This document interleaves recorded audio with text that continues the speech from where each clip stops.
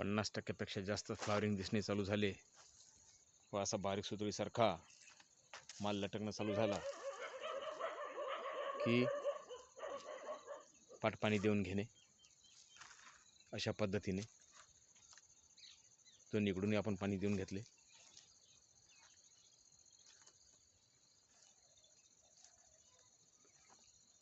पन्नास टक्के फ्लॉवरिंग निघेपर्यंत ताण देणे आवश्यकच आहे।